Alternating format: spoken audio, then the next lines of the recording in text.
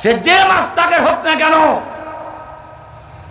আমি এটা পরিষ্কার বলি, ইসলামে বিভিন্ন দল থাকতে পারে, ওলামায়ে কেরামদের সময় এসেছে সকল মতবাদ যার যার জায়গায় রেখে বৃহত্তর স্বার্থের জন্য ঐক্যবদ্ধ হওয়া। ইত্তেহাদ মাল ইখতিলাফের যে একটা বক্তব্য আছে, আমি সে বক্তব্য অনেক আগের থেকে দিয়েছিলাম। যেদিন দেলোয়ার হোসেন সাঈদীকে গ্রেফতার করা হয়েছিল, সেদিন আমি ধানমন্ডি এক মসজিদের খতিব ছিলাম। আমি সেদিন বলেছিলাম, সাঈদী সাহেবকে গ্রেফতার করা হয়েছে,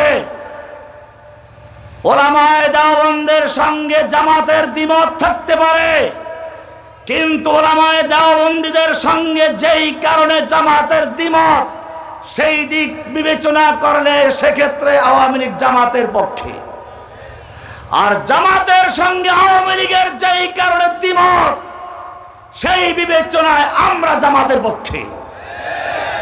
কারণ আওয়ামী লীগ সাঈদী সাহেবের সাথে বিরোধিতা করেছে জামাতের কারণে না, ইসলামের কারণে। এজন্য আমি বলে থাকি, সেদিন যদি সকল ওলামায়ে কেরাম দলমত নির্বিশেষে ঐক্যবদ্ধ হয়ে তার পক্ষে দাঁড়াতো, যেরকম ভাবে আমিরে মুআবিয়া রাদিয়াল্লাহু তাআলা আনহুর সময় হয়েছিল, আলী রাদিয়াল্লাহু তাআলা আনহুর সঙ্গে যুদ্ধ চলছিল, সেই সময় তৎকালীন সুপার পাওয়ার রোম সম্রাট আমিরে মুআবিয়া রাদিয়াল্লাহু তাআলা আনহুর কাছে পত্র লিখেছিল, আমিরে মুআবিয়া, আমরা জানতে পারলাম তোমাদের খলিফা আলী তোমার উপরে অত্যাচার করছে, অন্যায় অবিচার করছে, তোমার হক নষ্ট করছে, আমরা এটা বরদাস্ত করতে চাই না, তোমাকে সাহায্য করতে চাই। কি দয়া! তুমি যদি প্রস্তুত থাকো, মনে করো আমাদের সাহায্য চাও, রোম সম্রাট তার পূর্ণ শক্তি দিয়ে তোমার পাশে দাঁড়াবার জন্য প্রস্তুত। আল্লাহর নবীর সাহাবী বুঝতে পেরেছেন আমার সঙ্গে খলিফাতুল মুসলিমিন আলীর দ্বিমত চলছে, এই সুযোগ নিয়ে কাফেররা মুসলিম ভূখণ্ডে আক্রমণ করার চক্রান্ত চালাচ্ছে। সেজন্য তিনি শুনুন কি উত্তর লিখেছিল।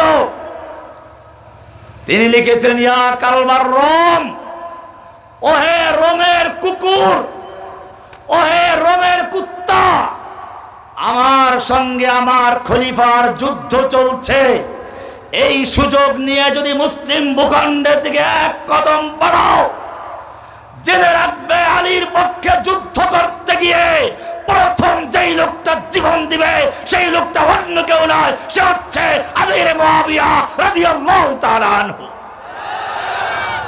সঙ্গে সঙ্গে কুফফারদের বুঝতে পেরে বোঝা হয়ে গেছে, এক হুঙ্কারে সব চক্রান্ত ভেস্তে গেছে।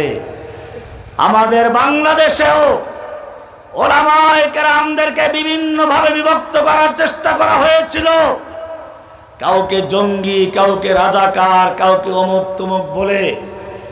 জেনে রাখবেন এখনো সময় আছে। আমি বলছিলাম ওরা আমাদেরকে অপমান করার জন্য এরকম অপমান করছিল, সেই লোকগুলো যখন আবার নিজেরা কারাগারে গেল, হাতে হ্যান্ডকাপ লাগলো, মাথায় হেলমেট লাগলো, গায়ে বুলেট প্রুফ জ্যাকেট লাগলো, এবারে তাদেরকেও লোকেরা খুঁজে। কিন্তু জেনে রাখো, আমাদেরকে সুযোগ পেলে সালাম করত, মুসাফা করত, হাদিয়া তোবা দিত, আর ওদেরকে সুযোগ পেলে তার পরিবর্তে পচা ডিম আর সেরা জুতা দিয়ে তাদের স্বাগত জানায়।